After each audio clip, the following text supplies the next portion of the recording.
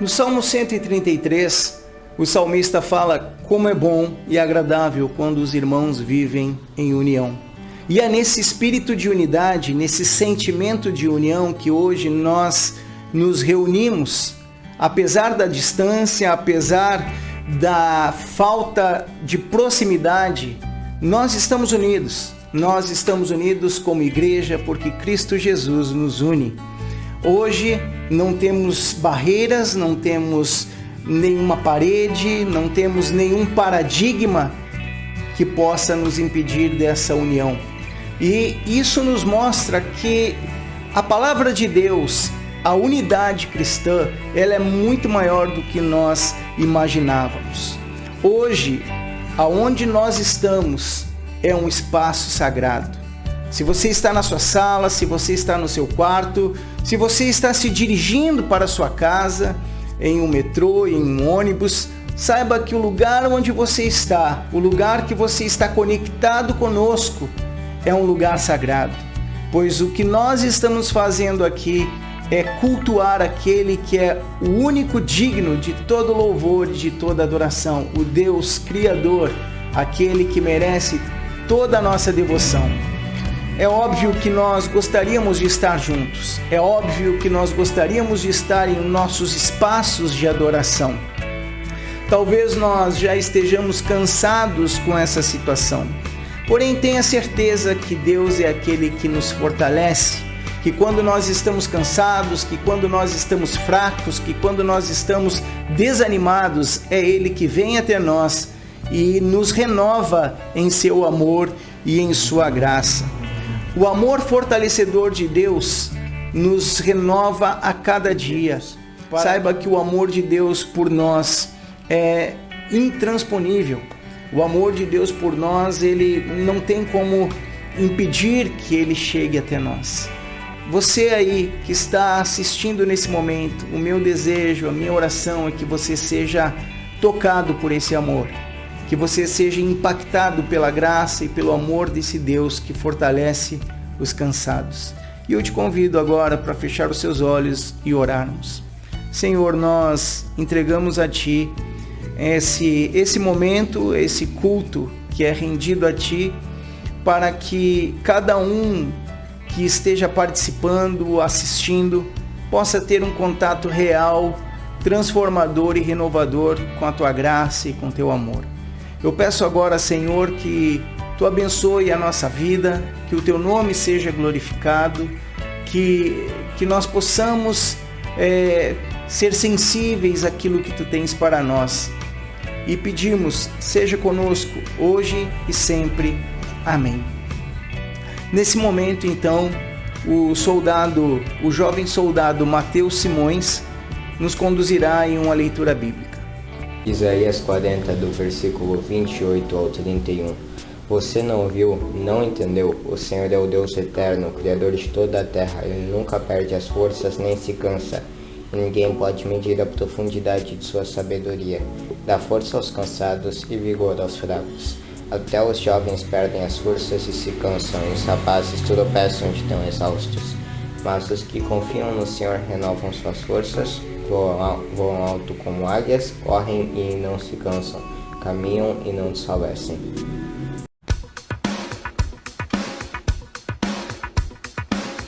Fortaleço, se espero no Senhor, quando espero no Senhor, eu espero no Senhor. Fortaleço, se espero no Senhor, quando espero no Senhor, eu espero no Senhor. Fortaleço, se espero no Senhor, quando espero no Senhor, eu espero no Senhor. Ó Deus, Teu reino eterno, em Ti nós vamos esperar. Tu és o sempre eterno Deus, o sempre eterno Deus. És poderoso, és incansável. No fraco és o defensor, restaura seu vigor, nos faz voar, viver como águias. Me fortaleço se espero no Senhor, quando espero no Senhor, eu espero no Senhor. Me fortaleço se espero no Senhor, quando espero no Senhor, eu espero no Senhor. Ó Deus, teu reino eterno, em ti nós vamos esperar. Tu és o sempre eterno Deus, o sempre eterno Deus. És poderoso, és incansável.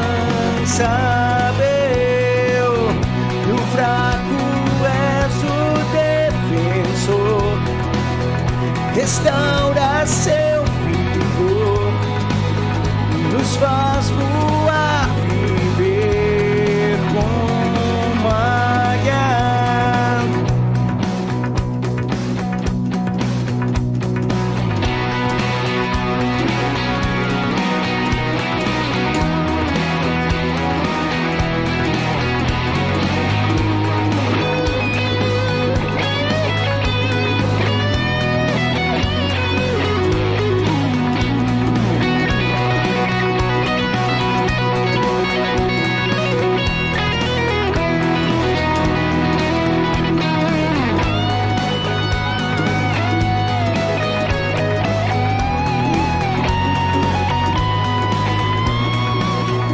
Tu és o sempre eterno Deus, o sempre eterno Deus.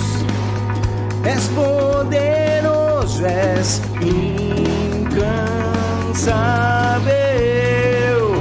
Do fraco és o defensor, restaura seu vigor. És poderoso, és incansável. Tu és o sempre eterno Deus, o sempre eterno Deus. És poderoso, és incansável. Do fraco és o defensor, restaura seu vigor, nos faz voar, viver como águias.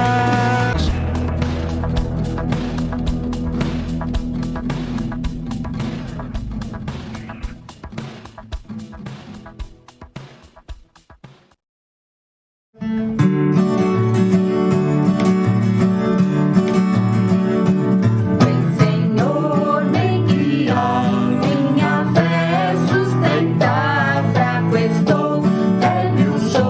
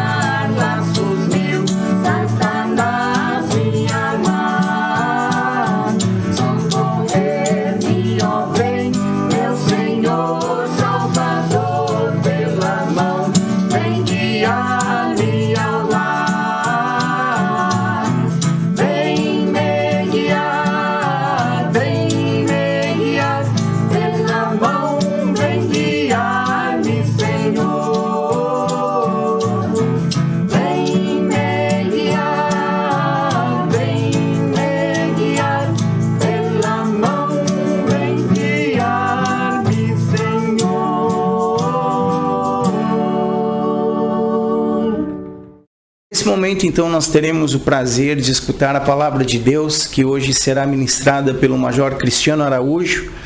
Que Deus o abençoe e com certeza Deus tem algo especial para as nossas vidas hoje. Aleluia! O texto para a nossa reflexão hoje se encontra no Evangelho de Lucas, capítulo 8, dos versículos 26 até o 39. E nós vamos hoje refletir a respeito de uma passagem de Jesus na cidade de Gadara e um acontecimento específico que lá aconteceu. E para iniciar a nossa reflexão, eu queria dizer que é muito fascinante, eu particularmente penso dessa forma, ver como Jesus se aproxima das pessoas, construindo com elas relações significativas, relações transformadoras. E a gente percebe que logo se estabelece nessas relações a abertura, confiança.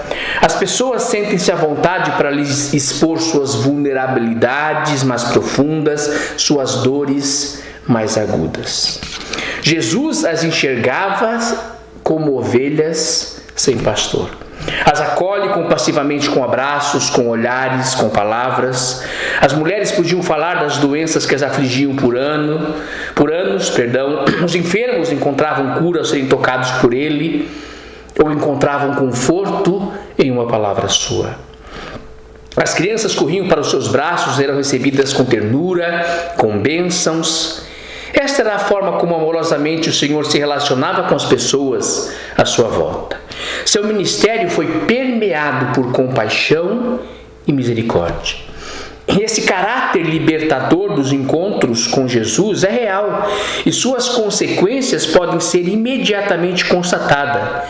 Jesus sempre prevaleceu sobre o caos instalado pelas mais diversas circunstâncias ou condições. Ele sempre mudou a desesperadora realidade imposta a essas pessoas importunadas pelo mal, seja ele qual for. Um desses encontros descritos pelos evangelhos sinóticos aconteceu na terra dos Gerazenos ou Gadarenos, segundo outras versões da Bíblia, uma região ocupada predominantemente por gentios e envolve uma pessoa absurdamente possessa por um espírito maligno. O homem era oprimido e vivia perturbado. Era feroz e ameaçador, segundo a versão do Evangelho de Mateus, capítulo 8, versículo 28. Não tinha descanso, andava nu gritando dia e noite, enquanto se feria com pedras. O encontro não poderia ser mais emblemático ou mais simbólico. A descrição da realidade desse pobre homem é triste, e o texto não esconde isso. Temos aqui alguém cujo nome não nos é revelado. Ele é identificado somente como alguém dominado por demônios. A comunidade não sabe o que fazer com ele. Nem as correntes com as quais os cidadãos e as autoridades locais tentam amarrar, dominar e segurar esse problema público resistem à sua força descomunal. É evidente que sua convivência com as outras pessoas se torna impossível devido à sua agressividade. Seu perambular público é um escândalo para a sociedade. Quando ele se aproxima, as mães escondem as filhas para poupá-las da vergonhosa cena. Não esqueçam que ele andava nu. Enquanto os meninos, em grupos barulhentos, talvez munem-se de paus e pedras para espantar ou brincar com aquele homem descontrolado que havia provavelmente virado motivo de chacota naquela região, naquela comunidade. Ora fugindo, ora atacando, o pobre homem busca refúgio entre as sepulturas do cemitério da cidade. Pois coisas elementares como casa, família, ele já não tem há muito tempo. Percebam a cena. O texto fala de um ambiente pagão e impuro, e essa descrição de ambiente pagão e impuro a gente começa a perceber por meio de indicações geográficas, pela menção da criação de porcos, contato com sepulturas. A impureza aqui é tríplice. Os judeus consideravam a terra dos pagãos impura, em seguida o lugar dos túmulos eram impuros e por fim a possessão era uma impureza. O efeito nesse caso, segundo eles, era uma separação de Deus sem esperança. Diante dessa terrível situação, aquele ser humano oprimido é desprezado no convívio social. O máximo que a sociedade pode fazer por esse homem foi tentar tirá-lo de circulação, por isso amarrá-lo, prendê-lo em cadeias. Desistiram do seu caso e consideraram-no uma causa perdida ou um ser irrecuperável. O máximo que a sociedade pode fazer por pessoas problemáticas é tentar isolá-las, infelizmente. Enquanto forças que escravizavam o homem o destruíam, ninguém tomou qualquer providência para resgatá-lo. Não houve nenhuma mobilização no sentido de mudar sua lamentável situação. Os religiosos provavelmente procuravam aquietar suas congregações com boas explicações teológicas. Complacência e conformismo participaram na destruição daquele pobre homem, ou estavam participando para a destruição daquele pobre homem, que estava acorrentado a forças maiores do que ele. Jesus, por sua vez, não evitou o estado deplorável e assustador do gadareno. Na verdade, Jesus, ao contrário do que nós muitas vezes somos, não evita a maioria das situações que nós evitamos. O resultado do encontro de Jesus com esse homem gera alvoroço na cidade inteira. Findada a batalha e amplamente divulgada a notícia, o versículo 34 diz: o povo foi ver o que havia acontecido. Assustados, pedem que Jesus vá embora dali.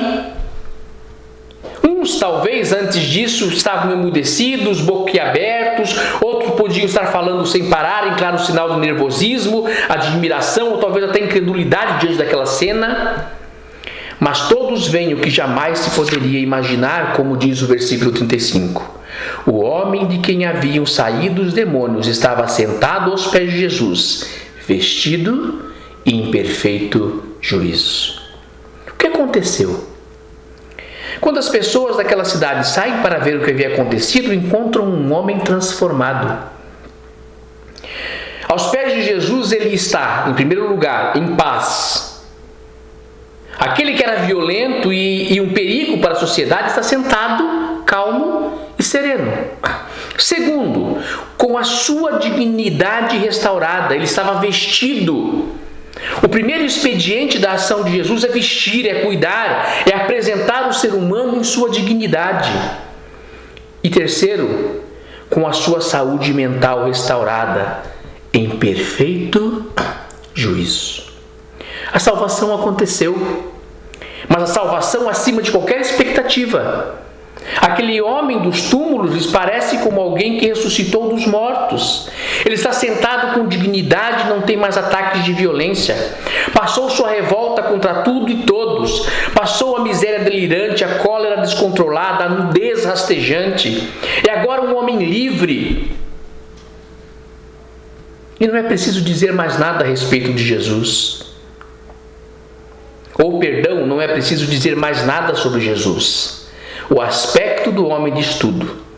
Conclui-se que Jesus é a fonte da verdadeira humanização e da salvação.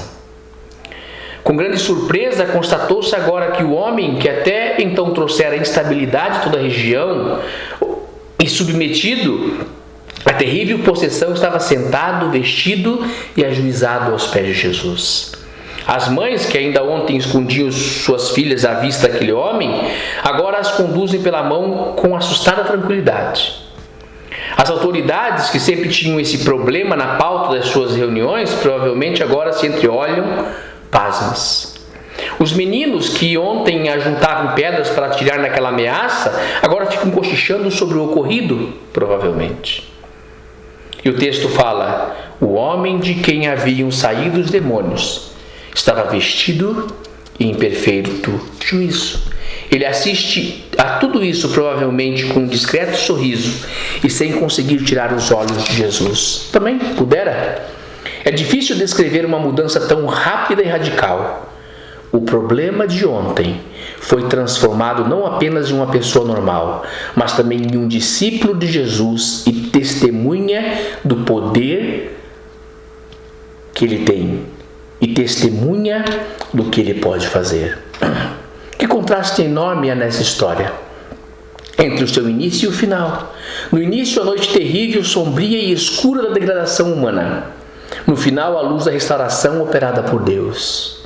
No início, o inferno furioso. No final, uma imagem da bem-aventurança celestial. No início, um homem sem roupa e sem casa, habitando entre cavernas e túmulos, vítima de muitas dores e fúria violenta, afligido e torturado por milhares de maus espíritos, um comportamento feroz e incomum. Em resumo, um espetáculo horrível de terror do inferno. Um pavor chocante para toda a redondeza, temido acima de tudo. No final, um homem curado e calmo, vestido e sensato. É isso que Jesus faz. Ele liberta e resgata para a vida. Ele tira o ser humano de uma situação opressora e o coloca numa realidade totalmente diferente. Aqueles que alcançam a libertação promovida por Deus saem de uma vida de tormento e começam a usufruir a alegria de uma nova vida em seus corações. Onde quer que vá, a presença de Jesus transforma. A presença de Jesus traz também anúncio e denúncia. Anúncio de um evangelho que restaura e acolhe a quem quer que cruze o seu caminho. E a denúncia de uma realidade de opressão, escravização, desfiguração e morte. Aquele que não tinha nome passa a ser cidadão. Aquele que espantava agora acolhe para contar a sua história. Quem era problema passa a ser resposta. A denúncia de Jesus é também anúncio da aurora de uma nova esperança a quem até os demônios precisam se submeter. O que chama a minha atenção nesse episódio é que os discípulos ficam no anonimato, não aparecem na cena. Provavelmente são apenas espectadores dos acontecimentos. Nada fizeram senão aprender com o mestre aquilo que deveriam realizar no ministério entre os que se encontram aprisionados por toda sorte de injustiças, de males. No entanto, é fato que o Senhor encarregou o seu povo de continuar sua obra de libertação, salvação, inclusão, perdão, restauração. A ação do Senhor é o modelo para a ação do seu povo, da sua igreja. A igreja encontra seu modelo na ação da pessoa de seu Senhor e Mestre, Jesus Cristo. Assim, através de nós, Jesus continua libertando, agindo, transformando e trazendo vida em um contexto de morte, opressão, pobreza e sofrimento. Eu quero mudar o tom dessa frase. Assim, através de nós, Jesus continua agindo, transformando e trazendo vida em um contexto de morte, opressão, pobreza e sofrimento? Nós somos chamados e enviados a ser agentes da parte de Deus. Diante desta realidade, precisamos reconhecer que é desejo de Deus que sejamos seus representantes na missão de transformação do mundo. Precisamos ser sal e luz. O caráter libertador ou transformador da igreja passa pelo conhecimento pleno do Evangelho e principalmente na encarnação da mensagem do Evangelho. O discurso sem a prática revela infidelidade.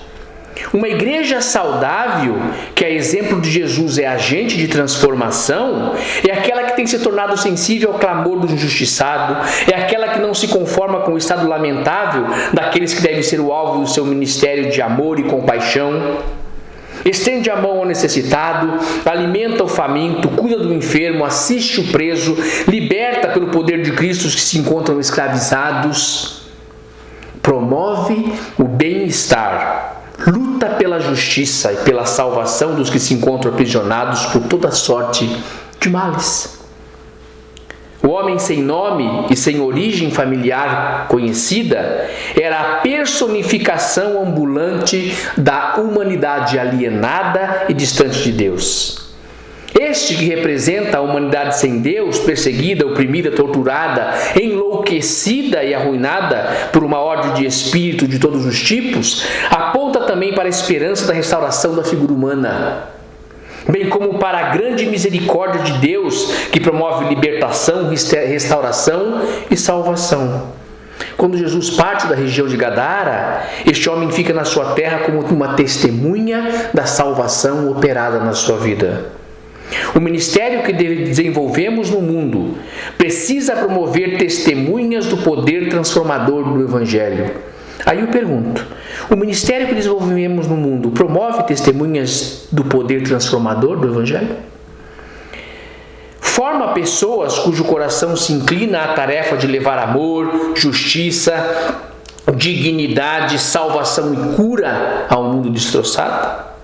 O Senhor nos chama a promover a transformação que Ele deseja operar na vida das pessoas.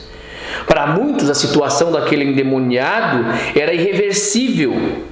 Talvez fosse considerado como um daqueles para os quais não há mais solução. Nada mais poderia ser feito. É impossível vencer e superar esse problema, segundo pensavam. Mas a ação de Jesus foi no sentido de libertar, transformar, salvar. O Senhor trouxe sentido à vida daquele homem e paz à rotina de toda uma cidade. É isso que Ele espera de nós. Precisamos de uma igreja centrada na grande comissão e no exemplo de Jesus, que reconhece que a sua principal tarefa é dar continuidade à missão de seu Senhor, de buscar o perdido e de ser agente de transformação do Evangelho no mundo. Qualquer coisa fora desse propósito é entretenimento e pura enrolação, perda de tempo. E aqui vai uma crítica minha.